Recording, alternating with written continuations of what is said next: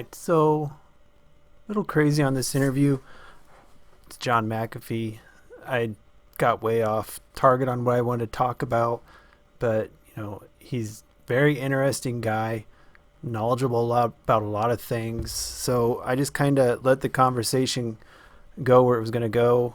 Sorry on the video. I had to do it a little different because John will only talk over Skype due to security reasons, and I was doing a screen capture of my screen, so there's a little bit of stuff moving around at the beginning of the video and a little bit of clicking, but I just wanted to make sure everything was working because didn't want to lose a video with John McAfee. Anyways, I hope you enjoy it.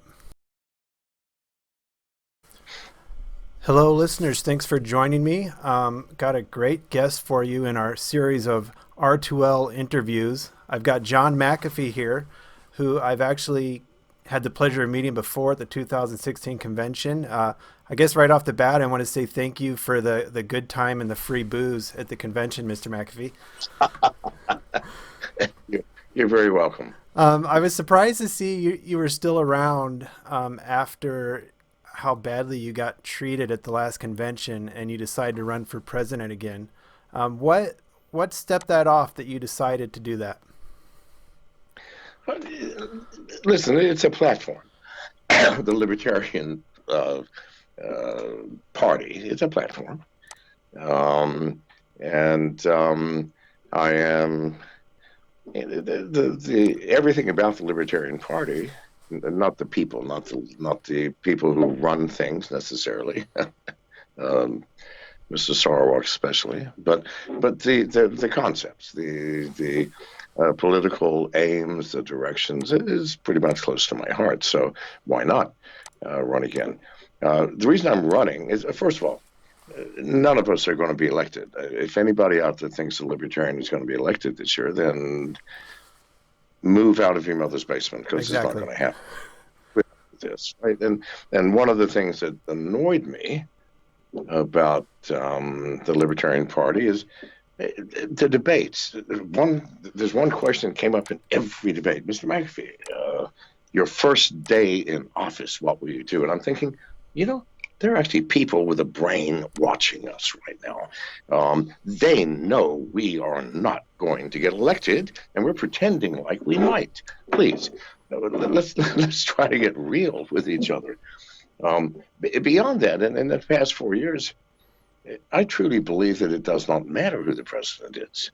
I think that we have transcended presidential power. That the CIA, in 1960, Dwight Eisenhower warned the nation of two things: the military-industrial complex and the CIA, saying that if we aren't cautious, the CIA will take away every American freedom, and they have.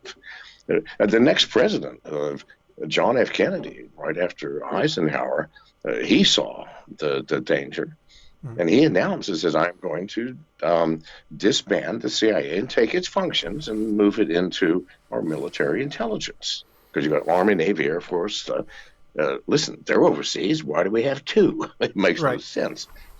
But a month later, unfortunately, he was shot.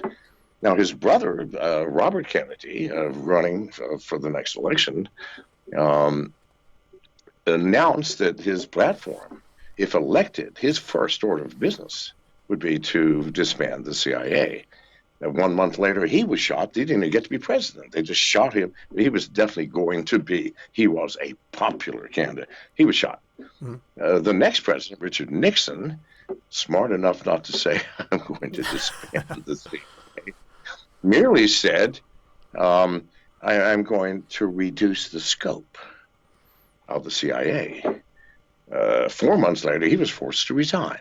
Now, apparently the CIA does not whack you if you merely suggest you're going to limit them. But disbanding them, no, shoot that mother. So I'm being facetious in one state, but I'm not really, because Dwight Eisenhower was correct.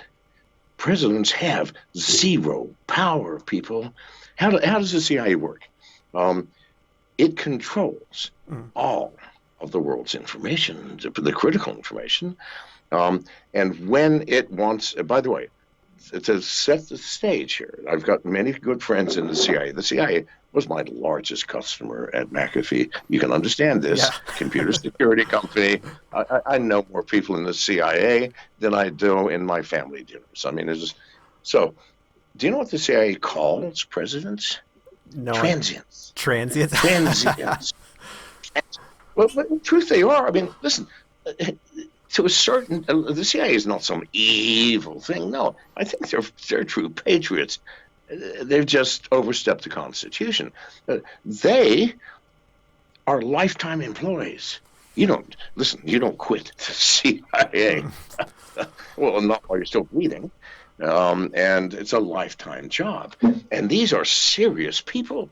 They're CIA analysts that speak 35 languages fluently and understand the nuances of international relations in certain regions, of history and political alliances, culture, religion, you name it. And we have a president whose only talent is smiling and getting people to believe that he is the savior. It's popularity contest, right? Right. Yeah, so the CIA's got no use for these people. So how do they treat them? They're puppets. How do they work? I'll give you an example, one that everybody here is familiar with. Now, the Second Gulf War. Why'd we go to war? Well, because Iraq had nuclear weapons and was about to attack London. Something about yellow cakes, right?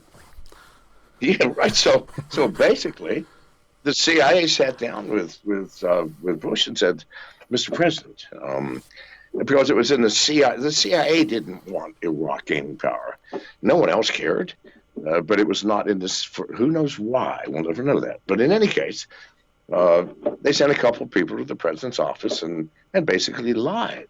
Mr. President, I hate to tell you that we've just discovered that Iraq has nuclear weapons and ballistic missiles capable of reaching our closest ally, England. And, Mr. President, I regret to tell you this, that we fear an imminent attack on our closest ally, Britain. And we fear that London, the entire city, will be vaporized with a nuclear explosion.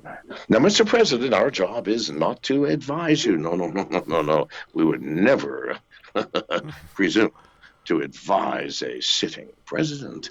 No. Our job is merely to inform you. Now, it was a lie. The CIA knew it was a lie. The world knew it was a lie. The people in America knew it was a lie. Who did not know it was a lie? The president and Congress. Because the CIA deals with Congress just like the president. They have thousands of people. You guys go fix Congress. You fix the president. I want the bombing to start tomorrow. 6 hours later, the bombing started. People, good God almighty, this is how it works. Now, they don't usually lie. This is an emergency. Whoever the CIA king or prince, I don't know what they call them, or the Middle East is, called Washington and said, listen, I got a serious issue here. Iraq is fucking my plans. I want them bombed. I want them bombed tomorrow. Are we clear? You make it happen. Well, they made it happen by lying. Mostly, they tell the absolute truth. But you understand, truth on an international level is a complex affair. And I can weave any story I want if you give me enough truth. You know this is a fact. I mean, let's look at the simple cases of neighbors that have nothing better to do than fuck with other neighbors. And we'll, for example, let's say there's a guy coming and he's trying to fix the heater in the basement, and the thing just will not stay fixed. The wife is there alone. He comes every day at 10 o'clock. Now, if the neighbor says, Harry, I hate to tell you this, but your wife's is having an affair. Nonsense. No, trust me. If you want to watch, pretend to go to work and hide, and you'll see the guy show up at 10 o'clock every day. You're telling the truth, isn't he? Mm-hmm. Otherwise, having an affair, the fucking heater's dead. So this is how easy it is to manipulate presidents. Presidents have no power. None. And have not had since 1960. And if you can't see the logic of how that happened, then look at your own lives. I mean, when a presidential election is held and a shift of power so monumental, like the shift between Hillary and Donald Trump, was a single hair on your head wafted by the magnitude of that explosion? No. Did you lose a beer in a refrigerator? No. Did your wife leave you? No. Still have your job? Nothing changed in your life. Get used to this. Well, It is not in CIA's interest to have change. here's a So, politician that can fuck you up, though. The sheriffs. What do you think about that? oh yeah, they got way more power Oh than yeah. presidents. Second, I tweeted my photo, my arrest photos, okay, my mugshots. Yeah, sheriffs, they can fuck your life over. No, talk about the true political power. We can do that and talk about sheriffs and local judges, for fuck's sake. Well, I want to dovetail off Yeah. something you talked about with the Middle East. How much do you think Lebanon getting taken out was related to currency? Oh, fuck. Listen, you know what? You're asking questions that nobody outside of those who are in the know. I mean, the Yeah. people who make these decisions know about. I really don't. It would be speculation, and I try not to Sure. speculate on things. My apologies. Right. Well, it just seemed like a lot of coincidence that, after all that, you think there's any truth to that? I don't keep, you're way more knowledgeable about currency than I am. Was it true that, they were going off the gold standard and making their own currency? Did you keep up on that at all?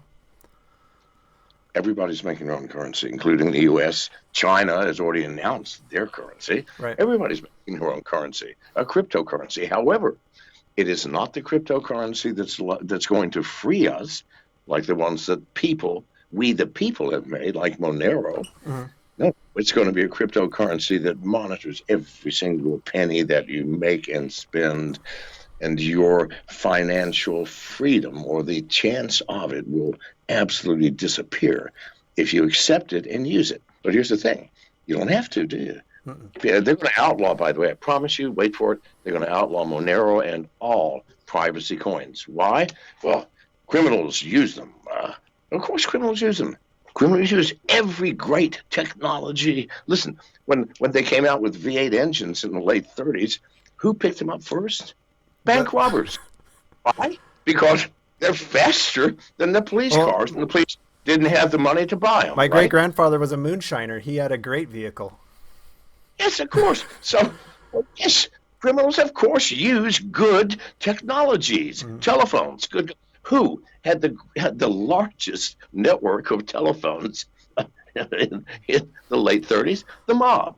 Why? Because they coordinated their entire nationwide network using.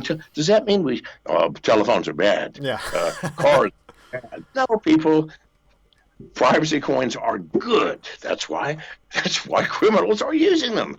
They are good for people, for privacy, because no one has the right to force their way into your financial situation and find out how much have you made, like our government with the income tax. I mean, do you realize people prior to 1913, we had no tax. I mean, there's a brief period during the Civil War, no income tax. And yet, America was the industrial giant. They still made roads. Yes. And so people go, how do you fund the government if we don't take taxes? Listen, rule one, if you're creating a government, its prime objectives, step one, make the money necessary to do your job. If you can't, we've elected the wrong people. Elect a bunch of entrepreneurs. I promise you, they're not going to be stealing money from citizens. They're going to figure out how to fund the government, just like the government used to be funded by intelligent people. No, what happened in 1913, someone said, oh, I have an idea. It's hard making money. We got to plan and work, and why don't we just take it from the people? And that's what they did. Well, not from me anymore. I haven't paid for 10 years, which is why I'm on the run, which is why I'm in trouble, which is why the IRS convened a grand jury to charge Janice and I with a bunch of unspecified fraud charges relating to tax. Well, people, I haven't filed a fucking tax form in 10 years. How could I have committed fraud? Because tax fraud is lying about your income or expenses. I haven't said a word. How lied? Please, people. But no, the government doesn't care about these nuances of law. Oh, that's a nuance. You intended to fraud, but no. I send you a letter every fucking year. I'm not paying. You know where I live. For 8 years, they left me alone. Good God, people, I have paid over $50 million in taxes, and I promise you, I have not received $50 million in services. And 10 years ago, I said, no more. Screw you people. Come get me. They didn't. Now, after 8 years, I started going on the national stage saying, I don't pay taxes. You don't have to either. If you use Monero and distributed exchanges, the government can never find out ever what your income and expenses are. Mm-hmm. Well, now that pissed them off. At that point is when they started. Well, first of all, at that point, I was the CEO of MGT, the sixth largest Bitcoin miner in the world. The SEC filed a subpoena, against the company. You know what the subpoena was about? About an ex-stockholder. Now, SEC law states if you get a subpoena, you must announce it. If you get a subpoena, you may not say what the subpoena is about. The following day after our announcement, we were delisted from the New York Stock Exchange, and our market cap went from $800 million to $3 million. All of our stockholders lost everything because the SEC was trying to punish me.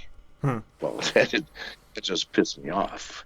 I went online and called them a festering pustule on the face of America, and it got worse from there. So it went from the SEC. I said, fuck you people. So you can shut down my company. What else can you do? There were no charges against the company, me, or anybody. It was a purposeful destruction of a company because SEC rules say you must say we've been subpoenaed. 99% of the time when you've been subpoenaed, you have fucked over somebody. You have stolen from so everybody assumed, oh my God. And everything's then we're thrown off the exchange because we got a subpoena from the SEC. Yeah, so in any case, anyway, so then it went to the IRS, right? Because the SEC did their worst, which is destroy the company. But they couldn't arrest me because I've done nothing, and there was nothing to be done. So, but the IRS now can arrest me. They just wanted to send a message, or what? SEC was trying to send a message: shut the fuck up and get off the stage. But I just got louder. And then the next thing, and on the 22nd of January of last year, grand jury was convened. Now they're secret, grand juries are secret affairs. Mm-hmm. America and Libya are the only two countries in the world who still use that archaic system where I'm not allowed to even know. I can't present evidence. Do you know who can only present evidence? The prosecutor. The only person who can present evidence, and you look it up, people, I know it doesn't sound right, who can present evidence is the prosecutor. Grand juries convict in 99.99% of the cases. And if you've been convicted by a grand jury, when you go to real trial, the jurors think, oh my God, the grand jury convicted him, you must be guilty. Is that 0.1% that gets off? Is that when they're convened on cops? Yes, I think so. Or the ones who run like me, but see, you don't know about it. It's secret. But I'm John McAfee. I find shit out. Well, something interesting, I thought you were talking about how the CIA works with telling the president information, which is probably lies. I'm an elected official on a city council, and even down at this level, the state works that way. They have briefings with city staff, with elected officials, and they're giving them information, which is supposed to be taken as truth. And I went to a couple of those meetings when I first got elected, and I was like, well, this is all bullshit. We're getting one side of the story, and I don't even know if it's true or not. Yes, of course not. But that's our system. Do you understand, people, how fucked up America has become from the beauty of a constitution, which gave us a fair amount of freedom, liberty, from a government that was designed to fend for itself to get money, to a government that is a parasite on the backs of the American public. I mean, listen, if we just got back to the Constitution, that would be a giant leap forward, people. Mm-hmm. Can't we make a realistic aim to start with to get our freedoms back? Well, because we had some serious freedoms. Did you think, for example, I mean, have you watched how SWAT teams bust down doors? Do you think in 1777 any doors in America were busted down by any aspect of our government? Fuck no. mm-mm. No, it was unthinkable. Today, it's unthinkable not to consider it. Anyway, we have time for one more question, my friend. Well, I've tapped out. I mean, it's exhausting talking to you. It's like a whirlwind of information. Again, thanks for coming on. And we'll be seeing you this Friday. Hope everybody tunes in to listen to that one. It should be a good episode. Okay. Friday, and that's who is it again? That's Hobbs with Roads to Liberty podcast. He's got the Survivalist and the Boogaloo Show. Okay. So it's an important one. So I can't be drunk for 2 stoned. All right. Thank you. I was telling Janice. Hey, if it makes for a better show, if you want to do that, more power to you. All right. Thank you so much. Yeah. Thanks, John. All right. Bye-bye. Bye.